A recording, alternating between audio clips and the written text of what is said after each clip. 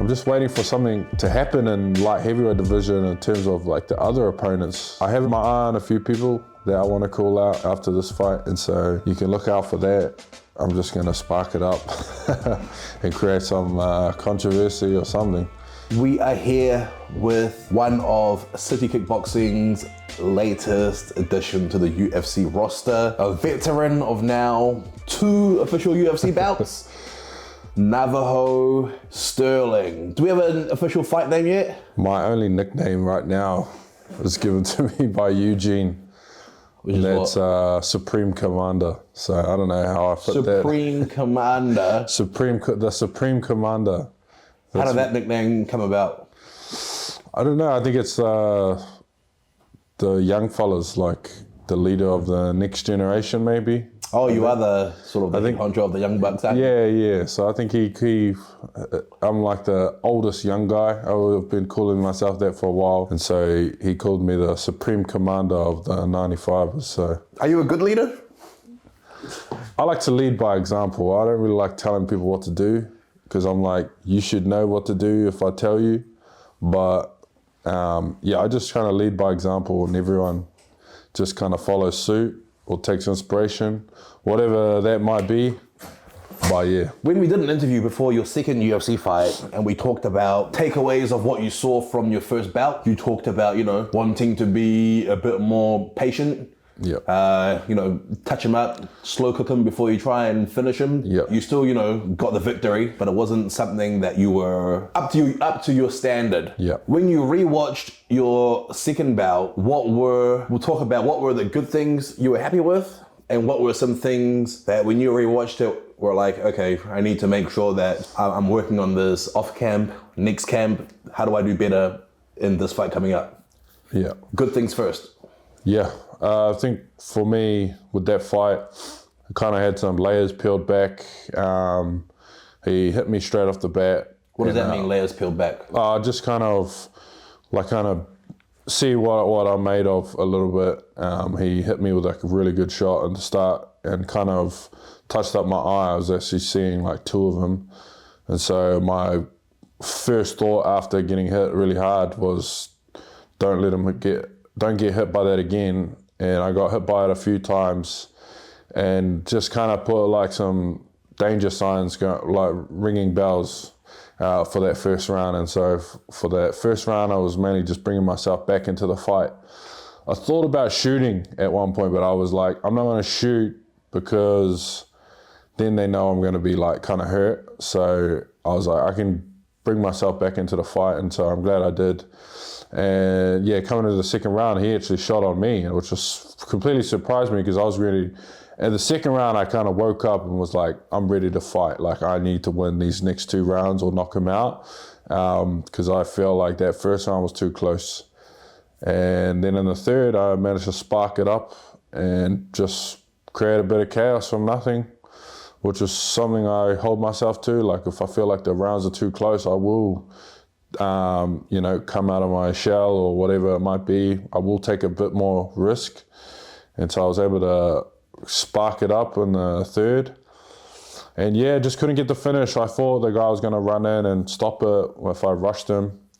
He didn't do that. So, I'm hitting away. I thought I had less time. For some reason, I was so dazed and tired that I thought I had like 10 seconds to finish him. At the end of the fight? Yeah, towards the end. And I was like, oh man, I got like heaps of time. But I was like, do I just keep rushing the knockout or standing back up? It was just like, a bit of inexperience on my part. But yeah, it was good to sort of feel it and just like, let the engine go. So that was good. So what helped you remain composed and, not panic when, you got maybe a bit stunned and your vision was not the best? What do you attribute that to?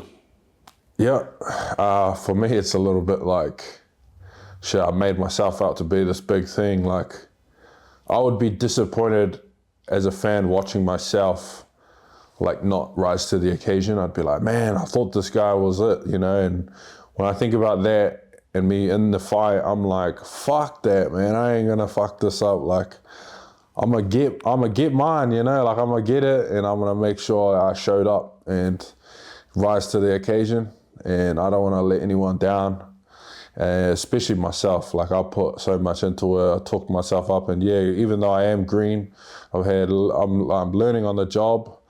I still feel like I'm good. Like I rate myself, and so that's why I stay in it mentally, and I want to be like one of the greats. And sometimes when I'm having trouble with these guys at the beginning of my career, I'm like, hell no, I'm gonna come back and finish this guy, or win it back. What would be a negative takeaway from that you wanted to make sure that you addressed moving forward? Honestly, I was looking for a finish. I was looking to finish the guy in the second or first round. And I didn't come away with that. I think I just came away. I was just a little too patient, and I kind of paid the price for being a bit too passive and not being like a little more aggressive. And so it's just a fine line. I'm trying to figure it out, and you got to match that same intensity to different fighters. It's something that I've thought about a lot going into the camp for this next fight. Do you remember the end of the fight when you were on top of the ground and pound? Yeah. It looked like the end of a spider. Yeah. Was that like talk to me about that? Yeah, it was like the end of a spider. Like the end of the round, your gas is done, and you're just punching away. I wish I just jumped on a choke or something. To be honest, I've been looking for my first submission, and he'd give me his neck a few times. I didn't know why I didn't go for it. I thought I was just really hunting that knockout finish. And yeah, it's just emptying the tank, letting it go. Everything's screaming at you. It's like, what is Spider anyway? Tell the audience. Spider is like our fight simulation sort of workout that we do every weekend around the time that you fight. And so when we run that Spider, it's really simulates the fight, and even the way we run the round formats, usually at the end of the round, of round 3, where last 30 seconds is when you're smashing the person on bottom, and really even though you're tired, you're trying to really get the hands flowing so that you make it, you finish the guy, because you never know how close these cards can be sometimes, and there's always judges swinging not in your favor. And so, yeah, you don't want it to go to the judges. And I didn't want it to go to the judges, but we still managed to get it. And now we are going into your third official UFC bout. You are fighting? I'm fighting Rodolfo Bellato, also known as the upkick guy, the theatrics guy, the one everyone is sick of right now. And so they've tasked me with the objective of just putting them out cold for real, not on some acting sort of scheme, but just to put him out cold. And yeah, that's my plan to do. How would you describe his skill set? He's actually like an exciting fighter. He's not the smartest fighter. When I watched all of his fights, he was very he put on some real banger fights, and not for the best reasons. He gets in a lot of dog fights, takes a lot of shots on the chin. He really likes to impose his size and his will over his competition. And I feel like with me, he's not going to be able to do that because I'm a very big light heavyweight. Yeah, he's pretty sound everywhere. I see he likes to go to the ground. He's a black belt, good takedown defense, good clinch, likes to press forward. And yeah, I would say what makes him so dangerous is also his biggest weakness. He puts his chin right in there, and he's just a marauder. So, I'm looking to spin his jaw and chase the bonus, get this paper. Do you feel he will have a grappling approach to this bout? Me or him? Him. Yeah, I think I have a feeling I'm going to hit him very hard, and he will change levels and shoot under me. And I'm prepared to do that. I'm prepared to grapple. If he wants to grapple, then, I'll look to wrestle back in and show him that I'm the better grappler as well. When you talk about your desire for a finish, when you're training and when you're sparring and you're envisioning yourself in the fight, have you already sort of prepared yourself to not get too overzealous looking for the finish, and just let, if it comes, it comes. If it doesn't come, that's the way you're trained, isn't it? Yeah, for sure. I feel like I've been like sort of wishy-washy on that in my first 2 fights, but this one I'm definitely coming for a finish. Like I'm going for big. I'm chasing like that bonus. Switching the mindset a little bit to just being a bit more aggressive, and I really want to knock this guy out. I'll just take it into my own hands, and obviously I might have to change it as I go in. He might change levels right off the bat and try and grind me out that way, and so we'll have to adjust the game plan as we go. But as far as I know and everything I've seen of him, he's not going to do that. I think he's going to come straight at me, and he needs to bring himself back into the playing field for the UFC. After his last performance, I don't think he's going to be looking at putting on a boring fight. And so I feel like this is one that's just going to lay into my hands. What's training camp been like this time around? You have some of your teammates that you've been on the mats with for years. Yep. Get the opportunity, in Contender Series as well as Road to the UFC. Yep. On this card, we now have 2 new City Kickboxing additions to the UFC roster. How's that been like, seeing them finally get the opportunity? Yeah, it's cool. It's like, just kind of reminds me of my situation.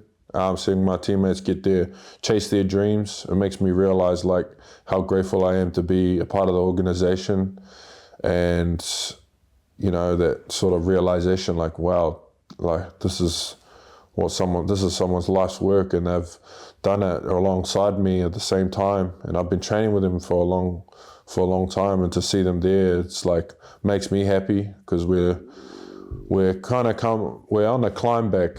City Kickboxing, we're starting to take a hold of the now new generation coming through, and we have like very exciting times ahead of the next few years, and I'm sort of at the forefront of that. I will be at the forefront of that, and it means I've fighting with my teammates without, now with my team and family and stuff, all coming over to Perth, nice and close for all of us. I've been traveling overseas by myself, solo, for the past 2 fights, so now to have, a lot of family and support is good, but the mission stays the same. We're there for a job, and I'm going to look to worry about me and just get in there. Nice. How else has life changed at this point of your UFC career? You're 2 fights in, you've made some money, you've made more notoriety, social media numbers, climbing. Yep. How else has life changed? Yes, it's kind of given me like a perspective on, as I'm like easing into it, I'm starting to now realize like what the MMA market is looking for, and seeing all the other hot prospects come in. I'm just kind of been feeling out the waters and how I engage with the fans and how I fight, and I'm just trying to figure out what's me a little bit, what I find interesting.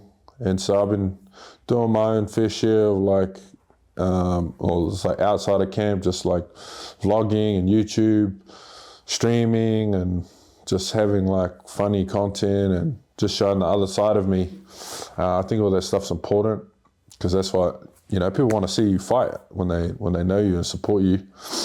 I feel like I'm just waiting for something like to happen in light heavyweight division in terms of like the other opponents. So I want someone to cool out or something, but it's all kind of stale right now in the light heavyweight division. So I'm waiting. I have my eye on a few people that I want to call out after this fight, and so you can look out for that.